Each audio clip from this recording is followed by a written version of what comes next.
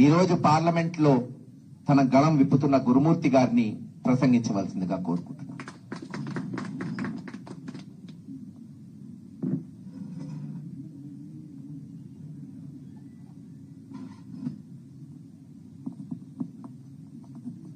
నా వేదిక మీద ఉన్నటువంటి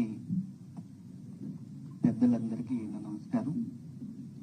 అలాగే వేదిక ముందున్నటువంటి పెద్దలకి, మీడియా మిత్రులకి పేరు పేరున నా హృదయపూర్వక నమస్కారాలు. ముందుగా మా సోదరుడు మందా సల్మాన్ గారికి వైఎస్ఆర్ కాంగ్రెస్ పార్టీ తరఫున ఘనమైన నివాళులు అర్పిస్తూ ఆ కుటుంబానికి వైఎస్ఆర్ కాంగ్రెస్ పార్టీ నుంచి సానుభూతి తెలుపుతూ తన యొక్క పవిత్రాత్మకి శాంతి చేకూరాలని ఆ దేవుణ్ణి ప్రార్థిస్తాను. ముఖ్యంగా ఇక్కడ ఈ రాష్ట్రంలో ఉన్నటువంటి రెండు ప్రధానమైనటువంటి రాజకీయ పార్టీలు, ఆ రెండు రాజకీయ పార్టీలని లీడ్ చేస్తున్నటువంటి ముఖ్య నాయకుల యొక్క మనస్తత్వం ఏ విధంగా ఉందో ఈ రాష్ట్ర ప్రజలు మొత్తం చూశారు. మేము గర్వంగా చెప్తున్నాం, వైఎస్ఆర్ కాంగ్రెస్ పార్టీని లీడ్ చేస్తున్నటువంటి వైఎస్ జగన్మోహన్ రెడ్డి గారు భారత రాజ్యాంగ నిర్మాత అయినటువంటి డాక్టర్ బాబాసాహెబ్ అంబేద్కర్ గారి విగ్రహాన్ని ప్రపంచంలో అత్యంత ఎత్తైనటువంటి విగ్రహంగా ఉండే విధంగా విజయవాడ నడుబొడ్డున నిలిపి తన యొక్క రాజ్యాంగ స్ఫూర్తితో ఈ రాష్ట్రాన్ని సుపరిపాలనగా చేస్తూ అన్ని వర్గాల ప్రజల్ని సమానంగా చూస్తూ అందరి యొక్క ఆశల్ని తగ్గట్టుగా పరిపాలన చేశారు. అదే కూటమి ప్రభుత్వం అధికారంలోకి వచ్చినటువంటి వెంటనే అదే బాబాసాహెబ్ అంబేద్కర్ గారి యొక్క విగ్రహం మీదే మొదట దాడి చేసి దాని తర్వాత రాష్ట్రంలో ఉన్నటువంటి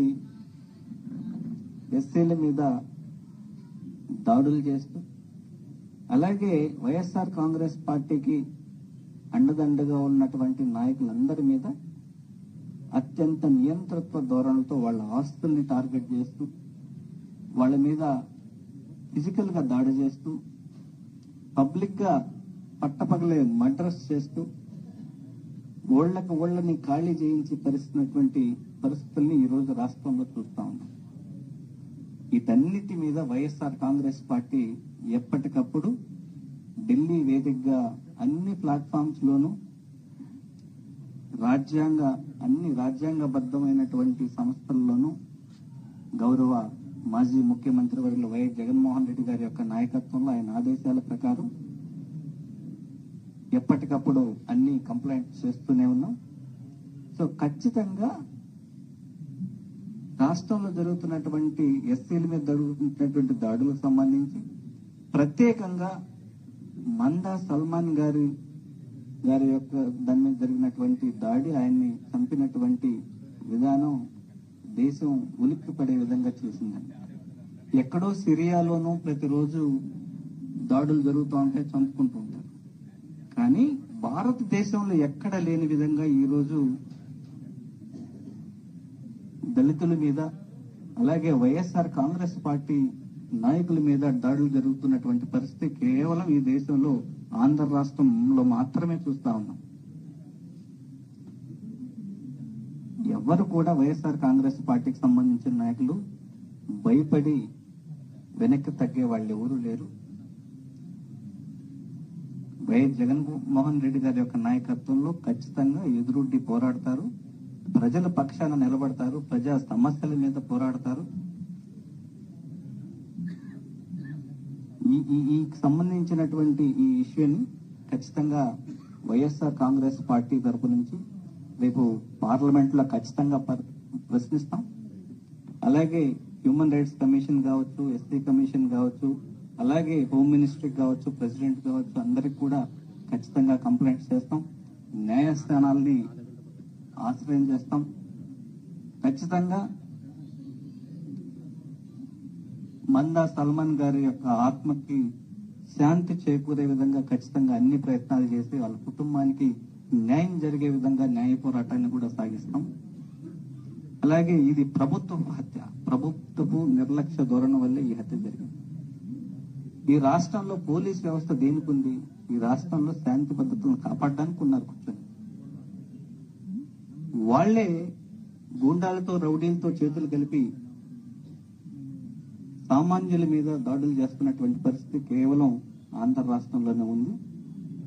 ఇది ఖచ్చితంగా ఈ అన్కాన్స్టిట్యూషనల్ గా జరిగే ఈ రెడ్ బుక్ రాజ్యాంగం మీద ఇప్పటికే పలుమార్లు కంప్లైంట్ చేసినాం, ఇంకా కూడా చేస్తాం. కంచే చేను వేసినట్లుగా ఈ రోజు ఈ రాష్ట్రంలో పరిస్థితి.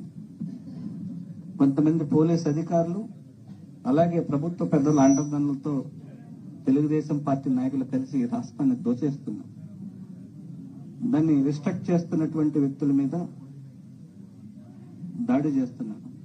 వైఎస్ఆర్ కాంగ్రెస్ పార్టీ వైపు నుంచి ఈ ఎస్సీ సమస్యల మీద, పర్టికులర్ గా ఈ పల్నాడు జిల్లాలో జరుగుతున్నటువంటి దాడుల మీద మా సోదరులు ఎస్సీసెల్ అధ్యక్షులు సుధాకర్ బాబు అన్న, అలాగే మేరుగా నాగార్జున అన్న, శైలనాథ్ అన్న, అలాగే అందరూ కోఆర్డినేట్ చేసుకుని చెలో ఢిల్లీ కార్యక్రమాన్ని చేయబోతున్నాం.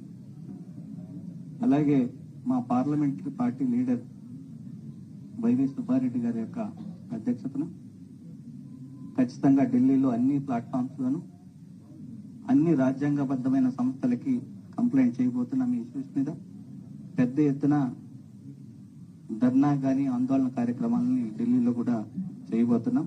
ఖచ్చితంగా ఇవన్నీ గుర్తుపెట్టుకొని ఇకనైనా కళ్ళు తెరిచి ప్రభుత్వం తన బాధ్యతని నిర్వర్తించవలసిందిగా కోరుతాను.